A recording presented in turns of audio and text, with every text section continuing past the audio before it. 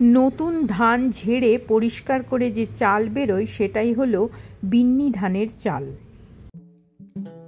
খেজুর গুড়ের সাথে আজকে আমি পরিবেশন করে নিচ্ছি একটি নতুন ধরনের পিঠে, যে পিঠের নাম হচ্ছে বিন্নি চালের ছেঁড়া পিঠে। এটি একেবারেই একটি নতুন ধরনের পিঠে। তাহলে পিঠেটি কি করে বানালাম আসুন দেখে নেওয়া যাক। নমস্কার, আমি পারমিতা, আপনারা দেখছেন পারমিতার পাকঘর।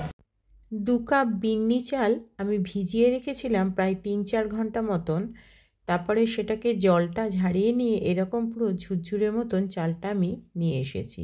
এবারে এই চালটা একটু শুকনো করতে হবে, কিন্তু তার আগে এটাকে আমি একটু মিক্সির মধ্যে দিয়ে ভালো করে একবার একটু গুঁড়ো করে নেব। কিন্তু একেবারে ফাইন পাউডার করার কিন্তু কোনো দরকার নেই। এই যে একটু নরম চাল হয়েছে এটা দিয়েই কিন্তু এই পাউডারটা আমি বানিয়ে নেব। পাউডারটা আমি বানিয়ে নেবার পরে পাউডারটা ঠিক এই রকম দেখতে হবে। খুব একেবারে একদম মিহি গুঁড়োও নয়, আবার একটু দরদরা মতন রাখলে তবেই কিন্তু এই বিন্নি ধানের ছেঁড়া পিঠেটা ভালো হবে। এবারে আমি এটাকে ঢাকা দিয়ে প্রায় 2 ঘন্টা মতন রেখে দেবো একটু শুকনো হওয়ার জন্য।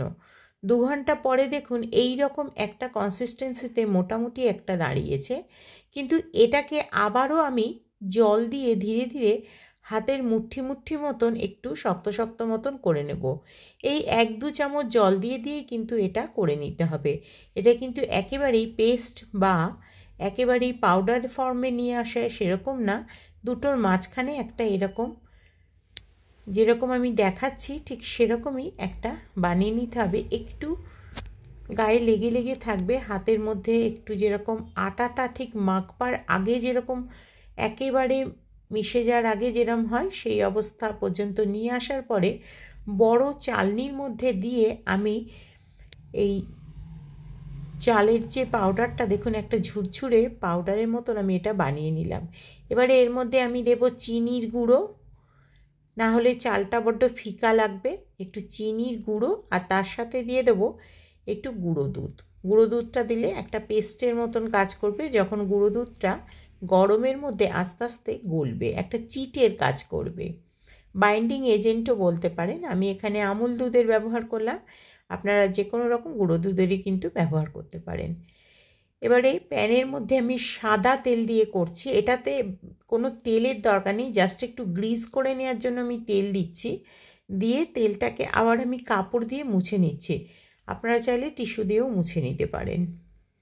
বেশ গরম অবস্থায় আমি 3-4 চামচ মতন ওই চালের যে গুঁড়োটা বানালাম সেটা দিয়ে একটু সন্দেশের পুর দিয়ে ধীরে ধীরে এরকম ছেঁড়া ছেঁড়া মতন করে উল্টে উল্টে নেব। যেহেতু চালটা পুরোটা পেস্ট করা নেই তাহলে এটা কিন্তু খুব বেশি টাইট টাইট মতন হবে না। আসলে নতুন ধান উঠলে সেই ধান দিয়ে এই পিঠেটি তৈরি হয়ে থাকে। তখনও পিঠের ঠিক চালের যে পিঠের চাল যেরকম তৈরি হয় সেটা না হলেও এই অবস্থাতেও কিন্তু খেয়েই নেওয়া হয়ে থাকে। আর এই যে সন্দেশটি ব্যবহার করছি এই সন্দেশটি কিন্তু নলেন গুড়ের সন্দেশ। আপনারা নলেন গুড়ের সন্দেশের বদলে কাঁচা নারকেল এবং গুড় দিয়েও খেতে পারেন, যেটা চাষি বাড়িতে সাধারণত খাওয়া হয়ে থাকে। এটাকে আমি নলেন গুড় দিয়ে পরিবেশন করলাম। কেমন লাগলো আজকের রেসিপি অবশ্যই জানাবেন।